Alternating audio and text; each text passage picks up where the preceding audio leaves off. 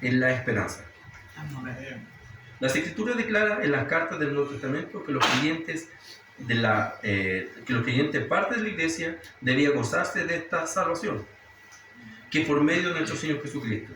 Siguiendo esta declaración, analicemos 3 puntos: la acción del gozo en la esperanza vivificadora, la seguridad en el gozo de la esperanza vivificadora y la bendición que yo obtengo al permanecer en esta gracia mediante la esperanza vivificadora.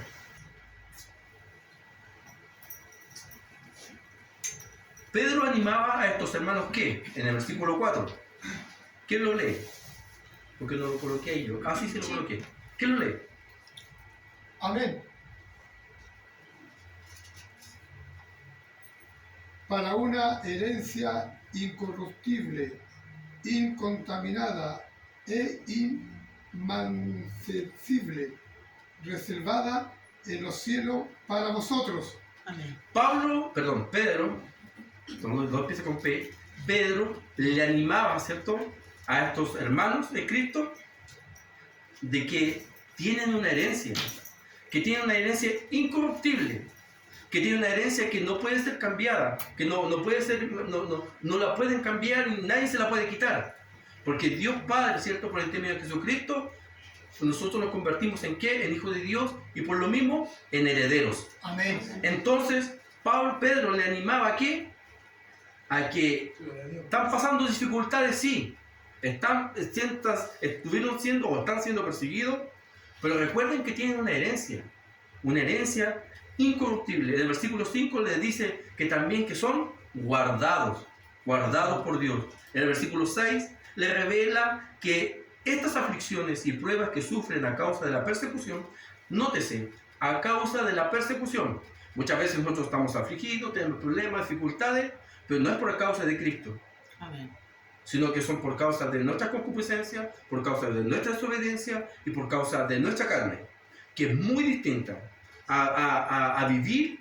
Ay, hermano, ¿cómo está? No tengo problemas, pero esos problemas no tienen que ver con la causa de Cristo. Amén. Sino que tienen que ver porque no son consecuentes, ¿cierto? Y no son obedientes a la palabra de Dios. Acuérdense que por causa de la desobediencia vino el pecado, vino la muerte.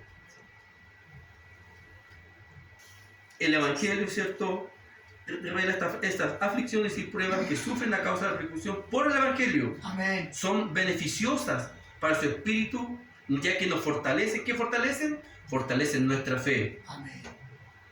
Tal como hemos leído en estos versículos, nos damos cuenta que entregan una riqueza espiritual que debemos atender. Estos versículos que hemos leído, ¿cierto?, nos entregan una riqueza espiritual.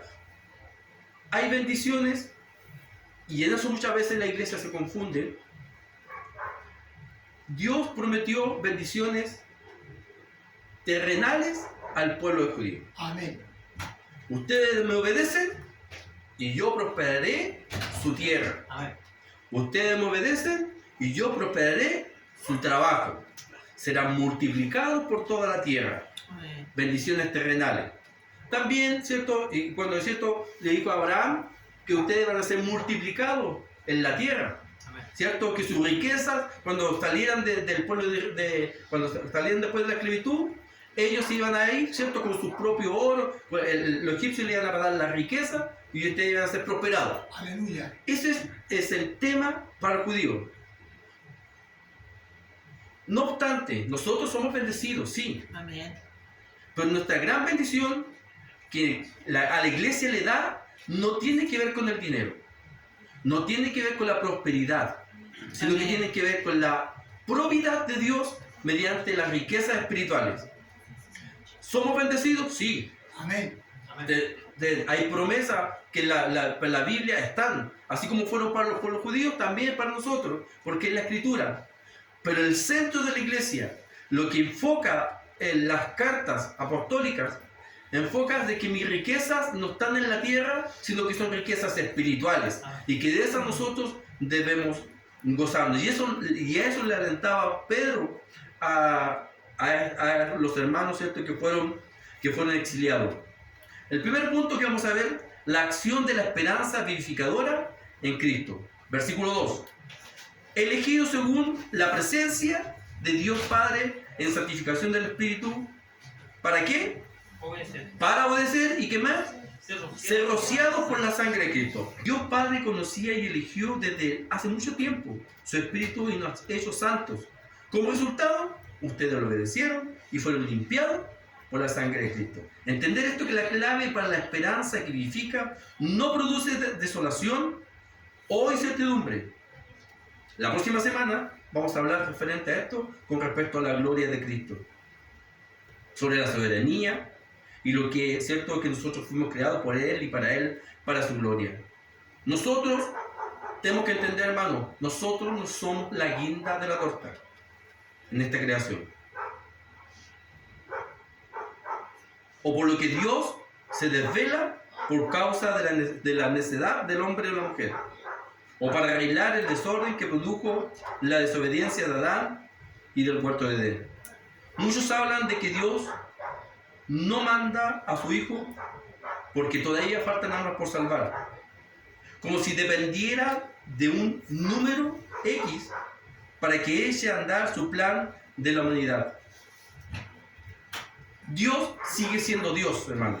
Amén. Usted se convierta, crea o no crea en Dios, Dios sigue siendo Dios. Amén. Su plan no depende si usted cree o no cree en Dios. Dios hizo su tarea. Primero, mostró su amor. Juan 3:16. Porque de tal manera amó Dios este mundo, que ha dado su Hijo unigénito, para que todo el que le crea no se pierda, mas tenga vida eterna. Amén. Dios mostró su amor, hizo su parte. Él muestra su amor a la humanidad. Hay un plan. Aquí que acabamos de leer, ¿cierto? De que Dios nos trajo, fuimos elegidos por un plan. Pero ese plan no fue creado desde el momento que creó Dios los cielos y la tierra. Ese plan no fue creado en el momento que Adán y Eva pecaron. Oh. ¿Qué hiciste, Adán? ¿Qué hiciste, Eva? Me jodiste todo el plan que tenía yo para que ustedes fueran felices para siempre. ¿Algunos piensan así? No, hermano. La próxima semana vamos a entender esto. Que nosotros fuimos creados para su gloria. Amén. Y que todo esto fue creado antes del inicio del tiempo. Nosotros nos cuesta entender esto, que fuimos elegidos desde antes del comienzo del tiempo, porque tenemos una mente finita.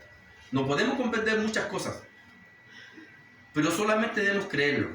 Para ver la gloria de Dios, debemos creer. No ver para creer, sino creer para ver la gloria de Dios.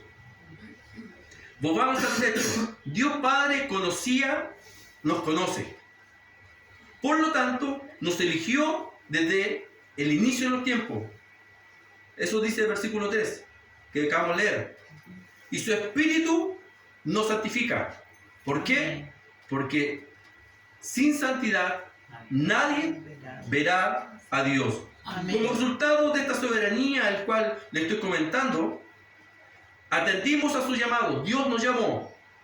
Dios sabía que nosotros íbamos a escuchar su voz. Dios sabe también, hay hermanos que no, hay gente que escucha, pero ya. Y hay gente que literalmente no le interesa. Pero Dios sabe esa situación. Dios sabía que Adán y Eva iban a desobedecer. Y Dios sabía que usted y yo, a diferencia de otros, le íbamos a aceptar como nuestro único y suficiente Salvador. Dios es soberano y no hay ninguna acción que esté fuera de Él, ni el universo, ni la creación, ni usted. Vuelvo a reiterar, el plan de salvación no inicia después que el hombre peca, sino que lo había establecido desde el inicio de los tiempos. Entonces, hablamos de la primera parte de esta acción de la esperanza de la vida. ¿Cómo acciona esta esperanza de la vida en nosotros? Es porque nos damos cuenta de que esto no fue un plan hecho para acá. Hermanos, cuando llegue el tiempo de que Jesucristo venga, es porque es el tiempo determinado por Dios para venir a buscar a su pueblo. No depende si usted se puso a cuenta, no depende si usted, porque muchas veces le pedí, yo cuando chico me acuerdo, me decía, Señor, por favor no me lleve hasta que me case. Señor, no me lleve, Señor, hasta que conozca a mis hijos. Señor, no me lleve hasta cuando vea a mis hijos crecer. Señor, no me lleve, no me lleve y no venga, Señor, hasta cuando tenga nietos. Si Dios se pone a esperar esa situación, no va a venir nunca. Nunca va a venir. Pero ¿cuándo va a venir? Es cuando ya ese tiempo ya está determinado por Dios. Amén. Es por eso que dice que va a venir como ladrón de la noche. Amén.